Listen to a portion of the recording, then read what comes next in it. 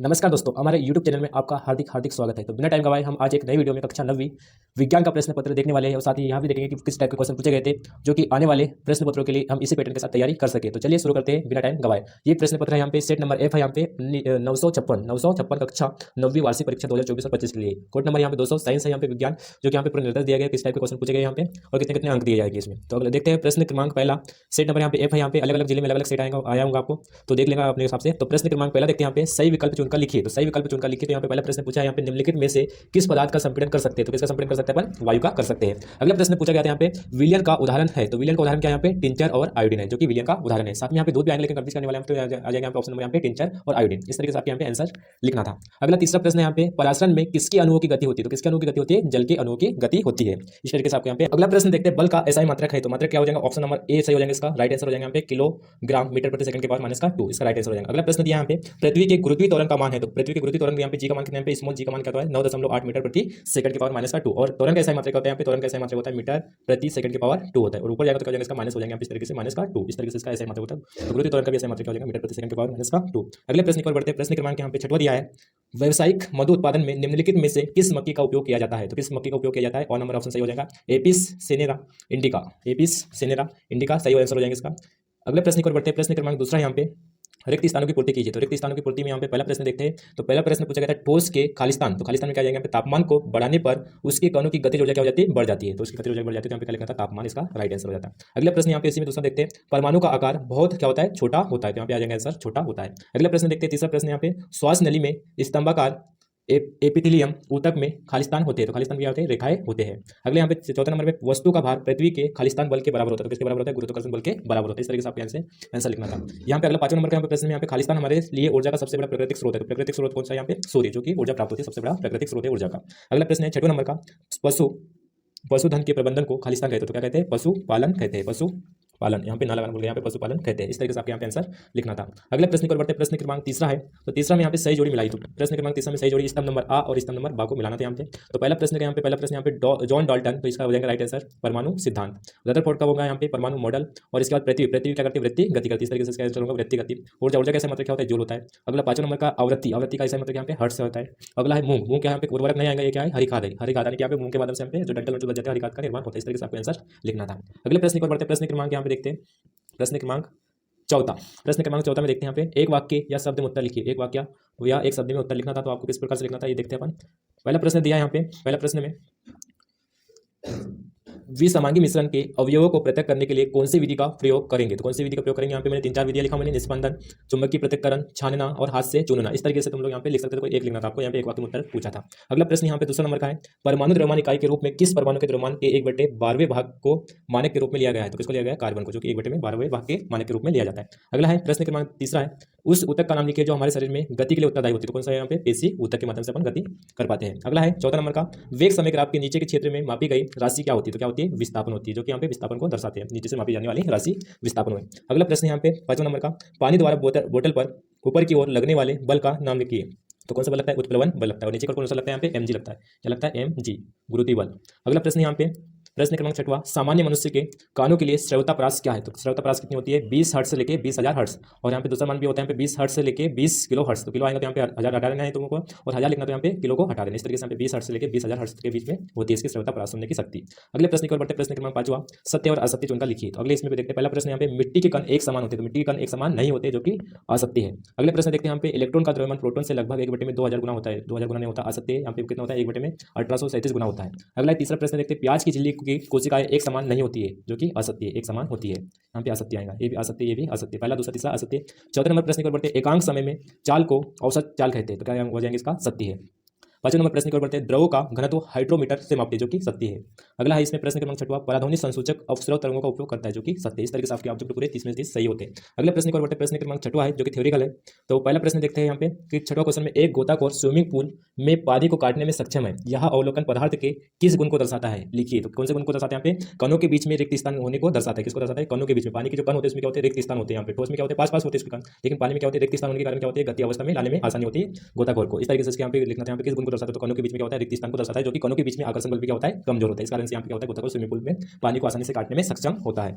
अथवा क्वेश्चन पूछा गया था यहाँ पे, मेज ठोस अवस्था में होती है, तो मेज कौन सी अवस्था में होती है, ठोस अवस्था में, कारण लिखना था। तो यहाँ पे इसमें ठोस पदार्थ की विशेषता एक विशेषता है कि यहाँ पे इसका जो ठोस की एक विशेषता है यहाँ पे कि आकार और आयतन क्या होता है, निश्चित होता है, परिवर्तित नहीं होते, आकार भी और आयतन भी क्या होता है, निश्चित होता है। इसी कारण से उसके यहाँ पे क्या होता है, यहाँ पे मेज ठोस अवस्था में कहलाती है। इस तरीके से आपको आंसर लिखना था। अगला प्रश्न पूछा गया था यहाँ पे, प्रश्न क्रमांक 7वां, कपड़े सुखाने के लिए हम उन्हें फैला क्यों देते हैं, लिखिए। यानी कि यहाँ पे कारण बताना है कि कपड़े सुखाने के लिए अपन फैला देते कपड़े को, तो उसका कारण लिखना था यहाँ पे कि इससे क्या होती है, यहाँ पे इसे वाष्पीकरण से क्या होती है, वाष्पीकरण की दर क्या हो जाती है, तेज हो जाती है। यानी कि वाष्प बनकर क्या होता है, पानी क्या हो जाता है, उड़ जाता है, उसके क्षेत्रफल बढ़ा देते हैं। फैलाने से क्या होता है, क्षेत्रफल, कपड़े का क्षेत्रफल बढ़ जाता है, तो क्या यहाँ पे वाष्पीकरण की दर क्या होती है, बढ़ती है। इसी कारण से यहाँ पे क्या करते हैं, यहाँ पे कपड़े सुखाने के लिए हमें फैलाना पड़ता है। इस तरीके से आपका आंसर लिखना था। अगला प्रश्न यहाँ पे देखते हैं, इसी का अथवा है, गर्मियों में दिनों में, गर्मी के दिनों में लिखना था। मिसप्रिंट है यहाँ पे, गर्मियों के दिनों में मिट्टी के बर्तन में रखा जल ठंडा क्यों हो जाता है, तो ठंडा क्यों हो जाता है, इसका कारण है वाष्पीकरण की वजह से। वाष्पीकरण के कारण क्या होता है, यहाँ पे मटके के, यानी कि जो मिट्टी के जो बर्तन भी होंगे, मटका भी हो सकता है, यहाँ पे मिट्टी के बर्तन की जगह, मटके की जगह पे मिट्टी के बर्तन कर दिया, यहाँ पे मटका समझ लेना। यहाँ पे मटके में जब जल को भरा जाता है तो यहाँ पे क्या होता है, मटके में छोटे छोटे छिद्र होते हैं, जो कि अंदर वाले पानी क्या कहाँ पे होती है, सतह पर आती है, सतह से क्या होती है, वाष्पीकरण होती है। वाष्पीकरण होने के कारण एक विशेषता है उसकी, वाष्पीकरण होने पर क्या होता है,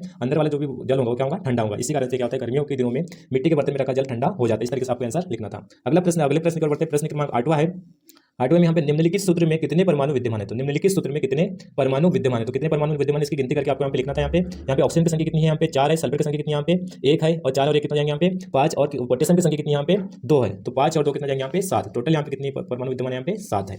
अगले इसमें देखते हैं, यहाँ पे आ नंबर दोनों आ करते हैं, यहाँ पे मिसप्रिंट कर देगा, यहाँ पे CH3OH, यानी कि यहाँ पे इसका नाम हो जाएगा पोटेशियम सल्फेट, और यहाँ पे हो जाएगा यहाँ पे मेथेनॉल। मेथेनॉल यहाँ पे इसका नाम नहीं पूछा गया था, परमाणु विद्यमान उनकी संख्या पूछे। तो यहाँ पे कार्बन की संख्या कितनी है, यहाँ पे 1 है, और हाइड्रोजन की संख्या 3 है, और 3 और 1 कितना हो जाएंगे 4। तो ऑक्सीजन की संख्या कितनी 1 है, तो 4 और 1 कितना हो जाएगा 5, और एक हाइड्रोजन की संख्या कितनी यहाँ पे 1 है, तो कितना हो जाएंगे 6। टोटल परमाणु की संख्या कितनी यहाँ पे 6 है। इस तरीके से आपको यहाँ पे 6 लिखना था। इसका नाम पूछ लेते हैं, यहाँ पे तत्व का यौगिक के नाम पे क्या लिखना था, इसका पोटेशियम सल्फेट, इसका होता है मेथेनॉल। इस तरीके से आपको आंसर लिखना था। इसी का अथवा क्वेश्चन पूछा है, यहाँ पे निम्नलिखित के सूत्र लिखिए, तो निम्नलिखित के सूत्र लिखना था यहाँ पे सोडियम क्लोराइड, जो कि हमेशा पूछी जाती है यहाँ पे ऑब्जेक्ट वगैरह में। सोडियम क्लोराइड का सूत्र होता है यहाँ पे नमक को बोला जाता है सोडियम NaCl। अगला बी नंबर में 12 में पूछा गया है यहाँ पे कैल्शियम हाइड्रोक्साइड, तो कैल्शियम हाइड्रोक्साइड का सूत्र होता है Ca कोष्टक के अंदर OH और कोष्टक के बाहर 2। इस तरीके से कैल्शियम हाइड्रोक्साइड का सूत्र लिखना था। अगले प्रश्न की ओर बढ़ते हैं। प्रश्न क्रमांक यहाँ पे 9वां है, संयोजकता किसे कहते हैं, तो संयोजकता किसे कहते हैं, किसी तत्व के परमाणु द्वारा प्राप्त या खोए हुए या साझा किए जाने वाले इलेक्ट्रॉनों की संख्या को क्या कहते हैं, संयोजकता कहते हैं। और कार्बन की संयोजकता पूछी है, तो कार्बन की संयोजकता कितनी होती है, 4 होती है। 4 इलेक्ट्रॉन का आदान प्रदान करते हैं, संयोजकता के माध्यम से बंध बनाते हैं। अगले प्रश्न इसी में अथवा में पूछा है, आयन किसे कहते हैं, एक उदाहरण लेकर समझाइए। तो इसका उत्तर लिखना था, आवेशित कणों को आयन कहते हैं। क्या कहते हैं, आवेशित कणों को आयन कहते हैं। और यहाँ पे क्या हो सकते हैं, धनात्मक और ऋणात्मक होते हैं, जो कि किसी भी तत्व के ऊपर होते हैं आयन, धनात्मक और ऋणात्मक। जैसे कि सोडियम क्लोराइड के ऊपर क्या हो जाएगा, सोडियम के ऊपर धनावेश और क्लोरीन के ऊपर माइनस का, क्योंकि सोडियम के पास एक इलेक्ट्रॉन क्या होता है, अष्टक पूरा करने के लिए एक इलेक्ट्रॉन को दान कर देता है, क्लोरीन को भी अष्टक पूरा करने के लिए एक इलेक्ट्रॉन को ग्रहण करना होता है। इस तरीके से आपको यहाँ पे आंसर लिखना था। अगला प्रश्न है, प्रश्न क्रमांक यहाँ पे 10वां है, यदि किसी परमाणु में इलेक्ट्रॉनों की संख्या 8 है और प्रोटॉन की संख्या भी 8 है, तब परमाणु की परमाणु संख्या क्या होंगी, तो कितनी होंगी, 8 होंगी। स्वाभाविक बात है, यहाँ पे परमाणु प्रोटॉन की संख्या, जब इलेक्ट्रॉन की संख्या प्रोटॉन की संख्या क्या होती है, दोनों आपस में क्या होती है, बराबर होती है। इलेक्ट्रॉन की संख्या प्रोटॉन की संख्या, तो क्या हो जाएगा यहाँ पे परमाणु संख्या, तो परमाणु संख्या की परमाणु क्रमांक पूछ लेते, कितना हो जाएगा यहाँ पे 8 होगा। और परमाणु का क्या आवेश होगा, तो परमाणु का आवेश क्या होगा, 0 होगा। क्यों होगा, क्योंकि यहाँ पे 8 इलेक्ट्रॉन भी है और प्रोटॉन भी 8 है। इस तरीके से होंगे प्लस और माइनस क्या होगा, यहाँ पे 0 आवेश उत्पन्न होंगे, यहाँ पे प्लस और माइनस एक दूसरे यहाँ पे क्या करेंगे, प्रभाव को खत्म कर देगा। तो परमाणु का आवेश क्या होगा, 0 होगा। अगले प्रश्न पर बढ़ते हैं। प्रश्न क्रमांक यहाँ पे इसी का अथवा पूछा है, मैग्नीशियम और एल्यूमिनियम की परमाणु संरचना का चित्र बनाइए। तो चित्र बनाना था, मैग्नीशियम तुमको पता होना चाहिए, मैग्नीशियम का परमाणु क्रमांक कितना होता है, 12 होता है, और एल्यूमिनियम का कितना होता है, 13 होता है। तो इसके बाद यहाँ पे परमाणु बनाना था। यहाँ पे परमाणु में यहाँ पे क्या होता है, प्रोटॉन होते हैं और क्या होते हैं, न्यूट्रॉन। न्यूट्रॉन के ऊपर 0 आवेश होते हैं। यहाँ पे आसपास यहाँ पे कितने कक्षक होते हैं, 4 होते हैं, और यहाँ पे इलेक्ट्रॉन को प्रवेश करना था। पहले कक्षक में कितने इलेक्ट्रॉन होते हैं, 2 इलेक्ट्रॉन होते हैं। दूसरे में कितने होते हैं, 8, और तीसरे में कितने होते हैं, 18। लेकिन 2 और 8 कितने हो जाएंगे, 10, और बचे कितने यहाँ पे 12 में से 2 बचेंगे, तो 2 यहाँ पे तीसरे कक्षक में जाएंगे। इस तरीके से आपको यहाँ पे बनाकर बताना था। यहाँ पे KLM पहले कक्षक को K लिखते हैं, दूसरे को यहाँ पे KL और M और L। इस तरीके से आपको यहाँ पे लिखकर बताना था, बाकायदा चित्र बना के बताना था। इसी तरीके से यहाँ पे 13वें वाले एल्यूमिनियम के लिए भी इसी तरीके से आपको डायग्राम बनाकर बताना था। अगला है प्रश्न क्रमांक 10वीं की ओर बढ़ते हैं। प्रश्न क्रमांक 10वां कंप्लीट हो गया। 11वां प्रश्न देखते हैं। यहाँ पे रक्त के 2 कार्य लिखिए। तो रक्त के 2 कार्य आपको बहुत आसानी से लिखना था। यहाँ पे रक्त के 2 कार्य, यहाँ पे पहला कार्य लिखना था ऑक्सीजन और पोषक तत्वों का परिवहन। पहला कार्य होता है यहाँ पे ऑक्सीजन और पोषक तत्वों का परिवहन, ऑक्सीजन और पोषक तत्वों का परिवहन। इस तरीके से आपको यहाँ पे आंसर लिखना था। दूसरा नंबर का यहाँ पे रक्त का थक्का जमना। इस तरीके से आपको 2 कार्य लिखना था। यहाँ पे पहला हो जाता है ऑक्सीजन और पोषक तत्वों का परिवहन, और दूसरा नंबर का हो जाता है यहाँ पे रक्त का थक्का बनाने में सहायक। इस तरीके से आंसर। अगला इसी का अथवा है संवहन ऊतक के 2 कार्य लिखिए। तो संवहन ऊतक के 2 कार्य आपको लिखना था। यहाँ पे पहला नंबर क्या हो जाता है, यहाँ पे 2 प्रकार के होते हैं ऊतक, यहाँ पे जाइलम और फ्लोएम। तो जाइलम के माध्यम से क्या लिखना था, यहाँ पे पौधों में पानी और पोषक तत्वों का परिवहन करना, और दूसरा नंबर का लिखना था यहाँ पे फ्लोएम के माध्यम से। तो फ्लोएम के माध्यम से क्या होता है, भोजन का एक स्थान से दूसरे स्थान तक स्थानांतरण करना। इस तरीके से संवहन ऊतक के 2 कार्य आपको लिखना था जाइलम और फ्लोएम के माध्यम से समझाकर। अगला प्रश्न है, प्रश्न क्रमांक 12 है, दूरी एवं विस्थापन में दो अंतर लिखिए। दूरी और विस्थापन में दो अंतर लिखिए। तो यहाँ पे किस प्रकार से लिखना था, यहाँ पे दो अंतर लिखना था। पहले अंतर में आ जाता है तुम्हारा यहाँ पे परिभाषा लिख देना था यहाँ पे, और इसमें आसान आसान यदि लिखना था यहाँ पे, तो दूरी क्या होती है, अदिश राशि होती है, और विस्थापन क्या होती है, सदिश राशि होती है। दूरी क्या होती है, धनात्मक होती है, लेकिन यहाँ पे क्या विस्थापन क्या होती है, यहाँ पे धनात्मक, ऋणात्मक और शून्य तीनों हो सकती है। इस तरीके से आपको यहाँ पे आंसर लिखना था। इसी का अथवा वाला क्वेश्चन भी आसान था यहाँ पे, जैसा वैसे यहाँ पे औसत चाल क्या होती है, यहाँ पे अदिश राशि होती है, और औसत वेग क्या होती है, यहाँ पे सदिश राशि होती है। ये भी क्या होती है, औसत चाल धनात्मक होती है, और औसत वेग क्या होती है, धनात्मक, ऋणात्मक और शून्य भी हो सकती है, तीनों हो सकते हैं। इस तरीके से यहाँ पे दोनों में से जो आसान लगे उसको लिख के आना था। अगले प्रश्न की ओर बढ़ते, प्रश्न क्रमांक अगले प्रश्न की ओर बढ़ते, प्रश्न क्रमांक 13 है, गति का प्रथम नियम लिखिए। तो गति का प्रथम नियम आपको यहाँ पे लिखना था, कोई वस्तु स्थिर अवस्था में है तो वह स्थिर रहेगी, यदि गति अवस्था में तो वह गतिशील रहेगी, जब तक कि उसके ऊपर कोई बाहरी बल ना लगाए। जैसे कि यहाँ पे लुढ़कते हुए गेंद को क्या करेंगे, अपन लात मार देंगे तो क्या होंगे, लुढ़केगी, तो एक टाइम ऐसा आएगा कि वो जाकर क्या हो जाएगी, रुक जाएगी, यानी कि उसके ऊपर कौन सा बल लगा, बाहरी बल कौन सा लगा, घर्षण के कारण। इस तरीके से यहाँ पे गति का प्रथम नियम, इसी को जड़त्व का नियम भी कहते हैं, जड़त्व का नियम भी कहते हैं। अगला प्रश्न इसी में अथवा क्वेश्चन यहाँ पे पूछा गया था, गति का तृतीय नियम लिखिए। तो गति का तृतीय नियम लिखना था, प्रत्येक क्रिया के बराबर तथा विपरीत प्रतिक्रिया होती है। क्या होती है, प्रत्येक क्रिया के बराबर तथा विपरीत प्रतिक्रिया, घोड़ा गाड़ी, इसी सिद्धांत के ऊपर कार्य करता है। अगला प्रश्न देखते हैं, प्रश्न क्रमांक 14 है, कराटे का एक खिलाड़ी एक ही झटके में बर्फ की एक झिल्ली को तोड़ देता है, क्यों? तो क्यों तोड़ता है, इसका कारण यहाँ पे कि कुछ बहुत थोड़े समय के लिए क्या हो जाता है, यहाँ पे संवेग क्या हो जाता है, शून्य होता है। बी बराबर से क्या होता है, संवेग का सूत्र क्या होता है, पी बराबर से वी एम इंटू में वी। इस तरीके से उसके वेग क्या करते हैं, इस प्रक्रिया में उसके हाथ का पूरा संवेग क्या हो जाता है, बहुत थोड़े समय के लिए क्या हो जाता है, शून्य हो जाता है। इस कारण से क्या हो जाता है, बर्फ की झिल्ली को आसानी से तोड़ देता है। इसका अगला वाला क्वेश्चन पूछा है, गति से आती हुई क्रिकेट की गेंद किसी दर्शक को घायल कर सकती है, कारण लिखिए। क्योंकि उसका वेग क्या होता है, गति का क्या होता है, गेंद की गति क्या होती है, यहाँ पे बहुत तेज होती है, इसी कारण से उसको यानी कि घायल कर सकती है। उसका संवेग सिद्धांत के ऊपर कार्य करेगा। पी बराबर से क्या होता है, एम इंटू में बी। उसका वेग ज्यादा होगा, द्रव्यमान कम होगा, लेकिन वेग क्या होगा, ज्यादा होगा तो संवेग क्या होगा, ज्यादा होगा, इसी कारण से उसको घायल कर सकती है दर्शक को। इस तरीके से आपका आंसर लिखना था। अगला प्रश्न पर बढ़ते, प्रश्न क्रमांक 15 है, गुरुत्वाकर्षण का सर्वोत्तम नियम लिखिए। तो गुरुत्वाकर्षण का सर्वोत्तम नियम एक सूत्र के माध्यम से आप लोग खुद ही बना सकते हैं। यहाँ पे एफ बराबर से जी इंटू में m1 m2 बटे में डी स्क्वायर। तो यहाँ पे तुमको यहाँ पे परिभाषा इसी में से बनाना है, किन्हीं भी दो पिंडों पर लगने वाला गुरुत्वाकर्षण बल तथा उन पिंडों के द्रव्यमान के गुणनफल की क्या होती है, समानुपाती, यानी कि आपस में क्या होंगे, बराबर, तथा उन दो पिंडों के बीच की दूरी के वर्ग की क्या होती है, व्युत्क्रमानुपाती होती है। इस तरीके से आपको यहाँ पे आंसर लिखना था और इसका सूत्र भी लिख के आना था। गुरुत्वाकर्षण का सर्वोत्तम नियम कहलाता है, यहाँ पे कैपिटल जी से दर्शाते हैं, यहाँ पे जी के यहाँ पे सर्वोत्तम नियतांक है। अगला प्रश्न यहाँ पे इसी में अथवा आर्किमिडिस का सिद्धांत लिखिए। तो आर्किमिडिस का सिद्धांत क्या लिखना था, जब कोई वस्तु आंशिक रूप से या पूरी तरह से तरल में डूबी होती है तो यह वस्तु द्वारा विस्थापित तरल पदार्थ के वजन के बराबर एक उत्प्लवन बल का अनुभव करती है, उसे क्या कहते हैं, आर्किमिडिस का सिद्धांत कहते हैं। इस तरीके से आपका आंसर लिख के आना था। हो सकता है डायग्राम बना के आ जाना था यहाँ पे, इस तरीके से किसी गेंद को डुबो लेना था। जैसे कि जहाज भी जो पानी वाला जो जहाज होती है, इसी सिद्धांत के ऊपर करती है। इस तरीके से वहां पे पानी के ऊपर तैरती है, जितनी वजन होती है जहाज की उतनी वजन पानी की उतनी पानी के ऊपर करती है, विस्थापित करती है, इसी कारण से वो तैरती रहती है, डूबती नहीं है। इस तरीके से आपका आंसर लिखना था। अगले प्रश्न की ओर बढ़ते हैं, प्रश्न क्रमांक 16 है कि ध्वनि के बहुल परावर्तन के दो उपयोग लिखिए। तो ध्वनि के बहुल परावर्तन के दो उपयोग है। तो पहला उपयोग यहाँ पे ध्वनि को एक विशेष दिशा में क्या करना है, केंद्रित करना है, एक विशेष दिशा में केंद्रित करना है ध्वनि को। और दूसरा है कि ध्वनि को बढ़ाना है, ध्वनि को बढ़ाने के लिए भी इसका उपयोग करते हैं यहाँ पे, जैसे कि सिनेमा हॉल है, सभा घरों में, इस तरीके से यहाँ पे ध्वनि के बहुल परिवर्तन के उपयोग किए जाते हैं। यहाँ पे चमगादड़ भी इसी तरीके से उपयोग करते हैं शिकार को पकड़ने के लिए। अगला इसी का अथवा क्वेश्चन यहाँ पे, अनुप्रस्थ तरंग एवं अनुदैर्ध्य तरंग में दो अंतर लिखिए। अनुप्रस्थ तरंग एवं अनुदैर्ध्य तरंग में दो अंतर लिखिए। तो दो अंतर लिखना तुमको यहाँ पे, पहला अंतर लिखना था यहाँ पे, इस तरीके से मैं हिंट दे रहा हूँ यहाँ पे, कण तरंग की दिशा की लंबवत चलते हैं। अनुप्रस्थ की बात कर रहा हूँ यहाँ पे कि कण तरंग की दिशा की क्या होती है, लंबवत चलते हैं। यहाँ पे क्या है, तरंग के यहाँ पे इसमें अनुदैर्ध्य तरंग की बात करते हैं, तरंग की दिशा के समांतर चलते हैं, तरंग की दिशा के समांतर चलते हैं, आपस में क्या होते हैं, समांतर चलते हैं, लेकिन यहाँ पे क्या होते हैं, लंबवत चलते हैं। इस तरीके से तरंग की दिशा ऐसे होंगे तो इसकी लंबवत क्या होंगे, अनुप्रस्थ तरंग होंगी। इसी में दूसरा वाला ऑप्शन यहाँ पे लिखना था, यहाँ पे अंतर, दूसरा अंतर में दोनों की बात कर रहा हूँ। आमतौर पर ठोस और द्रव में यात्रा करती है। अनुप्रस्थ तरंग किस में यात्रा करती है, ठोस और द्रव में यात्रा कर सकती है, संचरण कर सकती है। लेकिन अनुदैर्ध्य तरंग किसमें कर सकती है, तीनों में, ठोस, द्रव और गैस, तीनों में संचरण कर सकती है, यानी गति कर सकती है। इस तरीके से आपको यहाँ पे आंसर लिखना था। प्रश्न क्रमांक 17 की ओर बढ़ते हैं। यहाँ पे कंपोस्ट बनाने की प्रक्रिया लिखिए। तो कंपोस्ट बनाने की प्रक्रिया आपको किस तरीके से लिखना था, यहाँ पे बिल्कुल वर्णन करके लिखना था, समझा के बनाना था कि यहाँ पे नम जैव पदार्थ जैसे पत्तियां, बचा कुचा खाना आदि का ढेर बनाकर कुछ समय के लिए प्रतीक्षा करना ताकि इसका विघटन हो जाए, विघटन करना है उसका। और इसके लिए तुमको यहाँ पे एक सप्ताह से लेकर एक महीने तक भी टाइम लग सकता है उसके विघटन के लिए। और इसके बाद क्या बनेगा, हुमस बनेगा, हुमस बनने के बाद क्या बनेगा, कंपोस्ट खाद बनकर तैयार हो जाएगी। इस तरीके से आपको यहाँ पे विधि लिखना था, प्रक्रिया बताना था।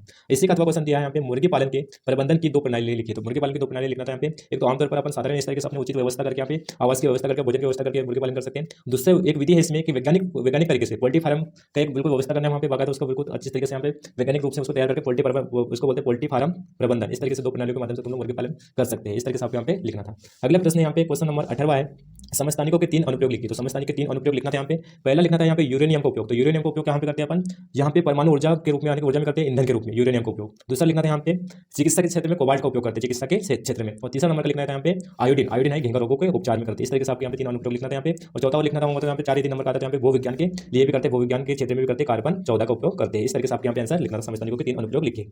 अगला प्रश्न पूछा यहाँ पे इसी का अथवा, क्लोरीन के दो समस्थानिकों का द्रव्यमान 35 यूनिट, यूनिफाइड बोलते हैं, यूनिफाइड द्रव्यमान बोलते हैं यहाँ पे, और 37 यूनिट जो 3:1 के अनुपात में होते हैं। तो इस तरीके से इसका बोला यहाँ पे कि किस द्रव्यमान को क्लोरीन का परमाणु द्रव्यमान मानना चाहिए। तो किसको मानना चाहिए, 35.5 यूनिट को मानना चाहिए। ये कैसे निकलेगा, इसका अनुपात यहाँ पे दिया है, 35 दो समस्थानिक होते हैं इसके क्लोरीन के। तो इसको हल करना है यहाँ पे 35 गुणित में क्या करना है यहाँ पे 35 गुणित में 75 बटे में 100 प्लस में करना है यहाँ पे 37 गुणित में 25 बटे में क्या करना है यहाँ पे 100। इस तरीके से इसको हल करोगे तो कितना निकल के आ जाएगा इसका मान 35.5 यूनिट निकल के आ जाएंगे। इस तरीके से आपको हल करना है। यहाँ पे 75 क्या है, यहाँ पे 3 गुना है, 3:1 है। यहाँ पे 100 का क्या हो जाएगा, यहाँ पे 3 गुना, और यहाँ पे 25 कितना हो जाएगा 1 गुना। इस तरीके से आपको यहाँ पे अनुपात के रूप में इसको हल करना था। इस तरीके से 35.5 यूनिट निकल के आ जाएगा। इसका राइट आंसर लिखना था आपको यहाँ पे 35.5 यूनिट, और इसको बोलते हैं यूनिफाइड द्रव्यमान बोलते हैं। अगला प्रश्न की ओर बढ़ते हैं। प्रश्न क्रमांक यहाँ पे 19वां है, रक्षी ऊतक की संरचना नामांकित चित्र सहित लिखिए। तो रक्षी ऊतक की संरचना नामांकित चित्र सहित आपको यहाँ पे बनाना था। इस तरीके से आपको यहाँ पे पेड़ पौधों के जो छाल होते हैं उसी को बनाना था यहाँ पे रक्षी ऊतक। इस तरीके से यहाँ पे डेड करके यहाँ पे अपने हिसाब से और यहाँ पे नाम दर्शाना था यहाँ पे। तो यहाँ पे लास्ट वाले जो फटी वाली इसको लिखना था यहाँ पे फटी हुई एपिडर्मिस। यहाँ पे क्या लिखना था, फटी हुई एपिडर्मिस लिखना था।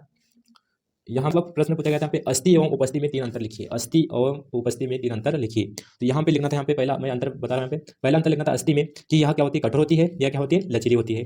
दूसरा नंबर पॉइंट में लिखना था यहाँ पे रक्त वाहिकाएं होती है, क्या होती है, रक्त वाहिकाएं होती है। इसमें लिखना था उपस्थिति में इसमें रक्त वाहिकाएं नहीं होती है। तीसरा नंबर इसमें लिखना था अंतर में कंकाल प्रणाली बनाती है अस्थि, और यहाँ पे जोड़ों और हड्डियों की क्या करती है, रक्षा करती है उपस्थिति। इस तरीके से आपको यहाँ पे आंसर लिख के आना था। अगले प्रश्न की ओर बढ़ते हैं। प्रश्न क्रमांक 20 बहुत आसान क्वेश्चन था। यहाँ पे त्वरण का मान निकालना था कि विराम अवस्था से राहुल अपनी साइकिल को चलाना प्रारंभ या शुरू करता है और 30 सेकंड में 6 मीटर प्रति सेकंड का वेग प्राप्त करता है। साइकिल का त्वरण याद कीजिए। तो साइकिल का त्वरण यहाँ पे दिया तुम लोगों को यहाँ पे इस प्रारंभिक आने की विराम अवस्था से बोला, यहाँ पे प्रारंभिक वेग क्या होगा 0 हो जाएगा, और अंतिम वेग क्या बोला यहाँ पे 30 सेकंड से 6 मीटर प्रति सेकंड का वेग प्राप्त करता है। तो यहाँ पे आयत सीधा परोस के दिया है। तुमको गति का प्रथम नियम मान के समीकरण को उपयोग करना। तो ये बराबर क्या हो जाएगा यहाँ पे अंतिम वेग माइनस का प्रारंभिक वेग बटे में क्या हो जाएगा यहाँ पे टी लिया गया समय। तो यहाँ पे v का मान भी दिया है तुम लोगों को, यहाँ पे u का मान भी दिया है। तो यहाँ पे v का मान कितना दिया, यहाँ पे आ जाएगा अंतिम वेग कितना 6 मीटर दिया प्रति सेकंड, और u का मान कितना दिया विराम अवस्था यहाँ पे क्या तुमको 0। यहाँ पे 6 बटे में t का मान कितना दिया यहाँ पे 30 सेकंड दिया। तो यहाँ पे 30 से क्या करना भाग करना है, और इस तरीके से आंसर निकल जाएगा तुम्हारे यहाँ पे 0.2 मीटर प्रति सेकंड की पावर माइनस का 2। इस तरीके से त्वरण कैसे मात्रा क्या होता है मीटर प्रति सेकंड की पावर माइनस का 2 हो जाएगा। इस तरीके से आपके आंसर हो जाते हैं यहाँ पे। मात्र 3 नंबर का क्वेश्चन पूछा गया था। अगला क्वेश्चन यहाँ पे इसी में अथवा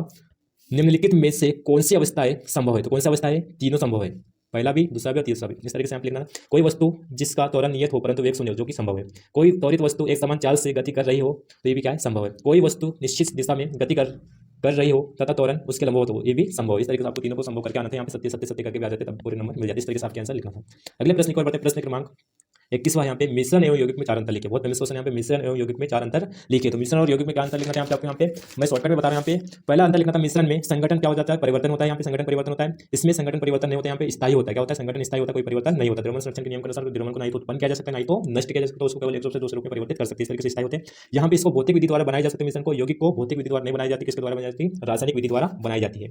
इसमें मिश्रण क्या होंगे, इसमें नए यौगिक नहीं बनते, और यौगिक में क्या होता है, यहाँ पे नए यौगिक का निर्माण होता है। इस तरीके से आपको यहाँ पे 3-4 अंतर लिख के आना था। यहाँ पे मिश्रण और यौगिक में 4 अंतर लिखना था। और इसी के वाला क्वेश्चन बहुत आसान है। यहाँ पे धातु और अधातु में 4 अंतर लिखा था। धातु क्या होती है, चमकदार होती है, धातु क्या होती है, चमकदार नहीं होती है। धातु के तार बनाए जा सकते, धातु के तार बनाए नहीं जा सकते।